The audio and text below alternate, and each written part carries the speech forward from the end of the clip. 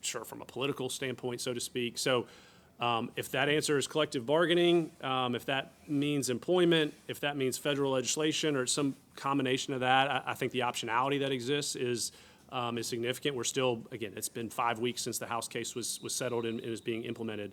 Am really intrigued and appreciative by the actions out of D.C., certainly the SCORE Act out of the House, Congress on the House side, and then the executive order from the president, I think are just indicative of the importance of college athletics, college sports in our country, in our society. And so what that path is, there's a lot of different angles to take with it.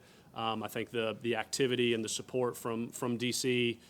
Certainly speaks to the importance of continued change of college athletics to get to a point where there's just more structure that's more certain, not necessarily guardrailed or limited, so to speak.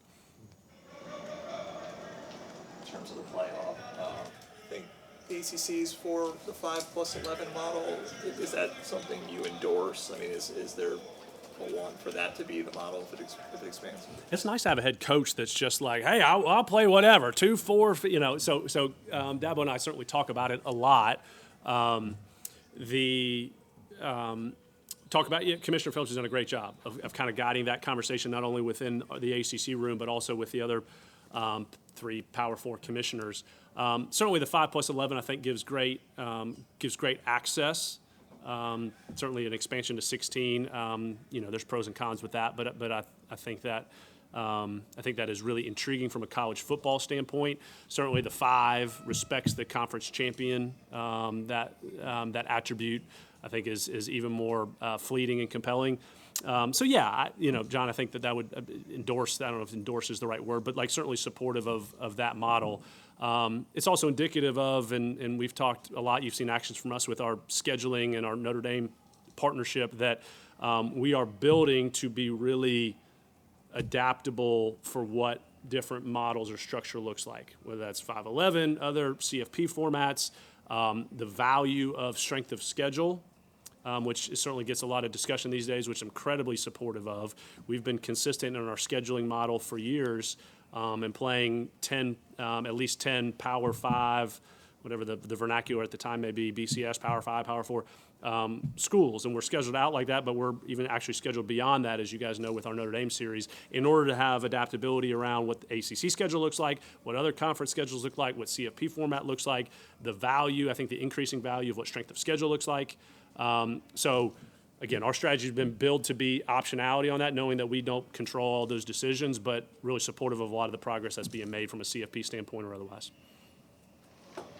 Since we talked to you in April, there's been some additional information about Amy Smith via FOIA request. What's come out, some allegations that parents have made of verbal mental abuse. It's kind of a big picture question, but just looking back at that whole situation, was it a mistake to hire her? Do you regret that, given how things played out? I think that the prominence that Clemson gymnastics has shown in the 3 years, 3+ years that we've had the program, has been incredible. And we've seen that with the 2 seasons that we've competed, with the brand that Clemson gymnastics is nationally. We value the student athlete experience in all of our sports is a non-negotiable. So certainly followed protocol and worked through the transition with Amy, which was difficult and unfortunate. Maybe the best way I'll answer your question. All that to be said, couldn't be more excited about the hire of Justin and Liz, the Howells, and for Clemson to attract coaches of that caliber. They finished second in the country. Their resume is significant. Their fit within the rest of our head coaching room, so to speak, is something that I leaned heavy on them as we were recruiting. And I just think they fold in well to the caliber of head coaches that we have, and that was compelling on both sides. So I think it's just a testament to the next era for Clemson gymnastics, that we've arrived, let alone that our expectations are even higher, particularly with Justin and Liz being here. Coach Babbage kind of mentioned, I guess, expanding real estate beyond Doug Kingsmore Stadium, maybe building some retail, some restaurants, some shops like that. Do you think those ideas are feasible for Clemson, and if why or why not? Yeah, things like that. It's a good question, Darian. and a little bit to John referenced a kind of PE, private equity type question. You know, I think there are things. I don't mean to marry those 2 points, but there are aspirational things that we think and talk about here of what like long term looks like. What is the next? David asked 3 to 5 years. What is the next 5 to 10 or 15? And I don't mean to be so long term, but my point is those type of things. What is real estate? There's a lot of examples. Schools like us, they're doing real estate type developments, and there's a lot that's being done within professional sports, entertainment, those type of districts. How that fits within a community, like I'm really intrigued by. Admittedly, we haven't done much work on that type of development, whether that's some of the stuff that Coach Backett just talked about, or other type of developments that we see around the country.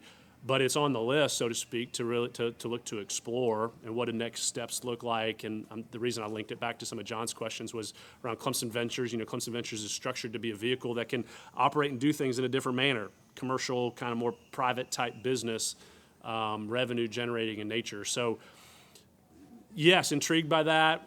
Admittedly, while we've done and are well read on a lot of other kind of bigger picture topics, that's probably one we haven't really started to dive into yet. But I think that's something that's down the road could be really intriguing, and how that fits within our community and for our campus is, I don't know, it's intriguing.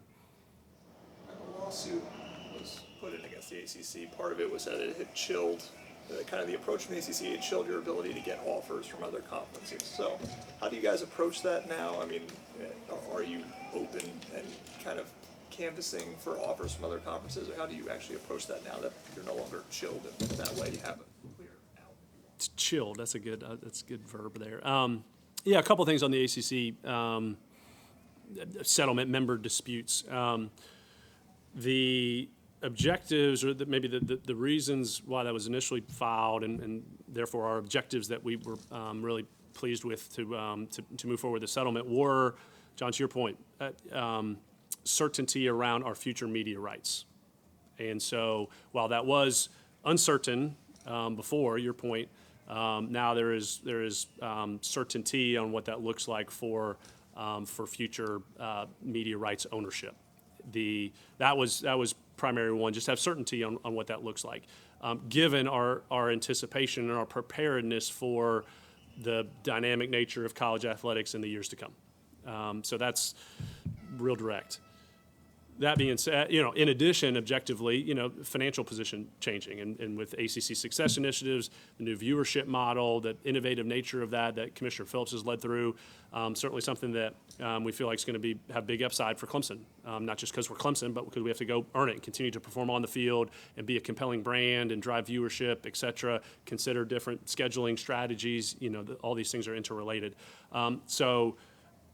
Very pleased with the outcomes of meeting our objectives of the future certainty around our media rights and current financial position. And all that to be said, continue to lean in hard to the ACC. I've said a couple of times now, but I love the phrase. I've said it a lot more internally. A strong ACC is good for Clemson, and a strong Clemson is good for the ACC. And I don't mean that to be rote. Like when I think about that, like really mean that resonates. Wow, for us to be great members of the conference we're in. Also something I know I've said for a while, and it's been really intentional, and I'm incredibly proud of how we've handled our business, so to speak.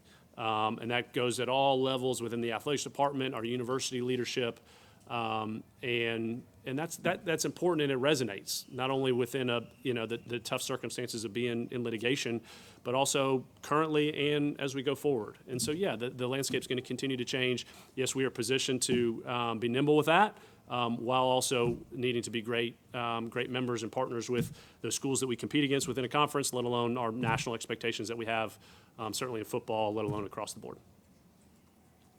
Does the federal government stepping in give you any concern? Are you afraid that your voice is not going to be heard, that there will be a certain number of people, bigger schools and all being heard, and you're being shut out? And how do you fight that?